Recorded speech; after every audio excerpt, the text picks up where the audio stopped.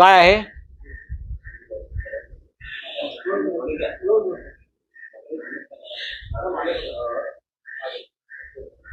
Sir, one nation one election मजबूत तयारी दिसते आहे. मंत्रिमंडळ बैठकीतही प्रस्ताव मंजूर झालेला आहे आणि शक्यता आहे की 2029 पासून या संकल्पनेला सुरुवात होईल.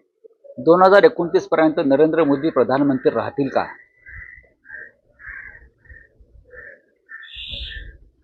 हा माझा प्रश्न आहे. या देशामध्ये लोकशाही, स्वातंत्र्य पूर्णपणे मोडून उद्ध्वस्त करण्याच्या ज्या योजना आहेत नरेंद्र मोदीच्या, त्याच्यामध्ये वन इलेक्शन वन नेशन ही त्यांची संकल्पना आहे. या देशामध्ये संघराज्य पद्धती आहे, फेडरल स्टेट सिस्टीम आहे. प्रत्येक राज्याची सामाजिक, त्यानंतर तिकडलं एक मोसम, वातावरण प्रत्येक ठिकाणचे वेगळे आहेत. जम्मू काश्मीरला तुम्ही निवडणुका घेऊ शकत नाहीत लोकसभेबरोबर, नॉर्थ ईस्टला घेऊ शकत नाहीत तुम्ही. काही राज्यामध्ये तुम्ही 7-7 टप्प्यात निवडणुका घेताय. फक्त तुमची व्यवस्था आणि तुमची सोय पाहण्यासाठी, तुमच्या स्वार्थासाठी तुम्ही या निवडणुका घेत आहात. One election one nation. राज्यांचे प्रश्न वेगळे असतात आणि लोकसभा म्हणजे राष्ट्रीय प्रश्न वेगळे असतात आणि त्यानुसार लोकांनी विचारपूर्वक मतदान करायचं असतं. हे गेले आपण 70-75 वर्ष पाहतो. तुम्ही मुंबई महानगरपालिकेच्या निवडणुका अद्याप घेऊ शकलेल्या नाही आहात. वन नेशन वन इलेक्शन वाल्यानं तुम्ही या महाराष्ट्रामध्ये स्थानिक स्वराज्य संस्थांच्या निवडणुका यासाठी घेतल्या नाहीत कारण तुम्हाला हरण्याची भीती वाटते. त्याच्यामुळे हे बिल तुम्ही आणलं आहे, कॅबिनेटने मंजूर केलं आहे. पण 2029ला मी फार जबाबदारीनं बोलतोय, लोक याच्यावर टीका करतील.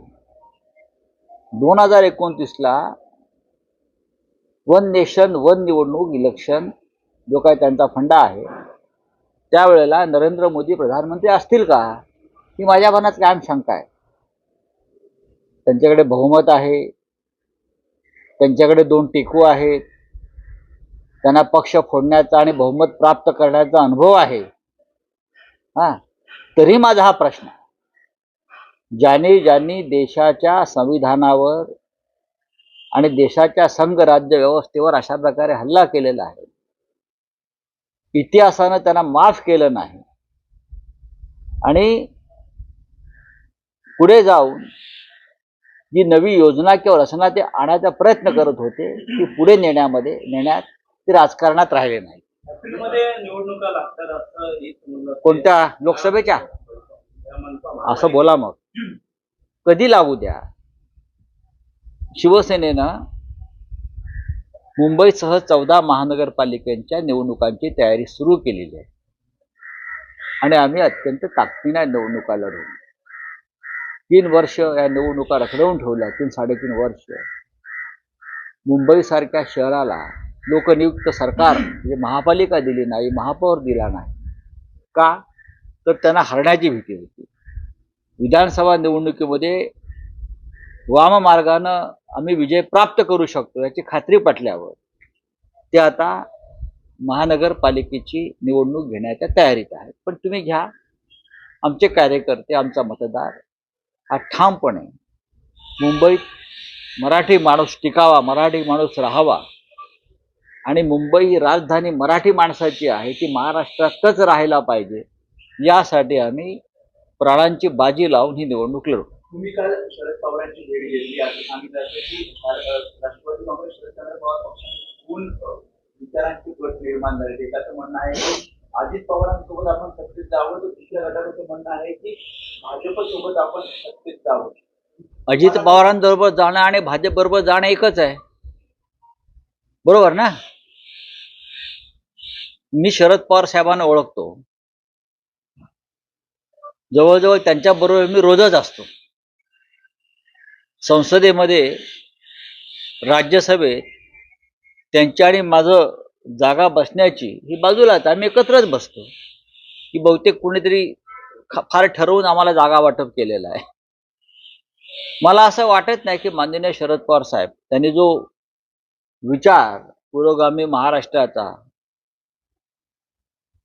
त्यानंतर धर्मांध शक्तीपासून दूर राहण्याचा विचार जो यशवंतराव चव्हाणांपासून आम्ही या महाराष्ट्रामध्ये रुजवण्याचा प्रयत्न केला, अशा विचारांपासून माननीय शरद पवार साहेब दूर जातील आणि हे जे भाजपच्या गोटात सामील झालेले हौशे नवशे गवशे आहेत, घाबरून पळून गेलेले, त्यांच्या नादाला लागून काही वेगळा विचार करतील याच्याविषयी माझ्या मनामध्ये म्हणजे अजिबात करणार नाहीत.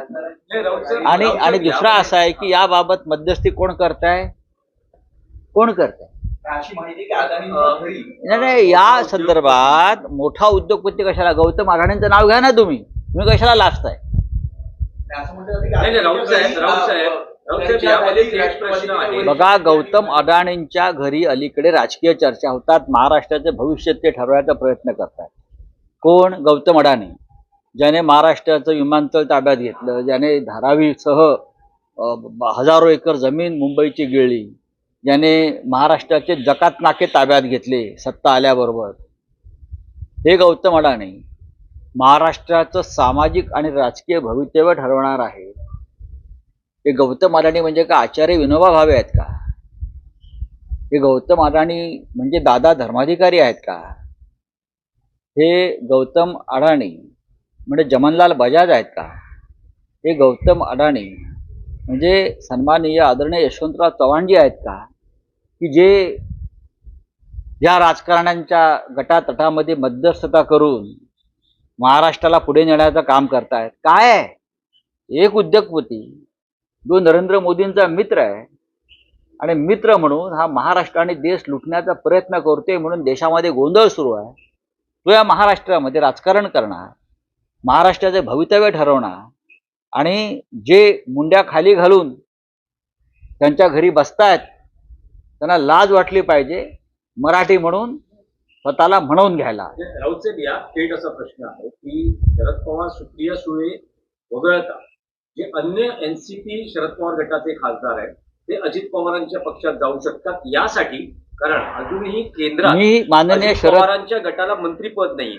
प्रफुल्ल पटेल यांच्या मंत्रिपदासाठीची ही सगळी तजवीज शरद किंवा पवार कसरत सुरू असल्याचं म्हटलं अजित जातंय. पवार गटाला मंत्रिपद केंद्रात यासाठी नाही, कारण मंत्रिपदाचा जो केंद्रात फॉर्म्युला ठरलेला, मला वाटतं 6 खासदारांमागे एक, तर माझी अशी माहिती आहे की प्रफुल्ल पटेल किंवा अजित पवार गटाला सांगितले तुम्ही पवार साहेबांचे 5 खासदार फोडून घेऊन या, तेव्हा तुमचा 6चा कोटा पूर्ण होईल आणि मग तुम्हाला मंत्रिपद देऊ. यासाठी पवार साहेबांच्या पक्षाचे, पवार साहेबांनी कष्टाने निवडून आणलेले खासदार, वयाच्या 84व्या वर्षी जीवाचं रान करून त्यांनी खासदार निवडून आणले आणि हे लोक त्यांचा पक्ष खासदार फोडतायत.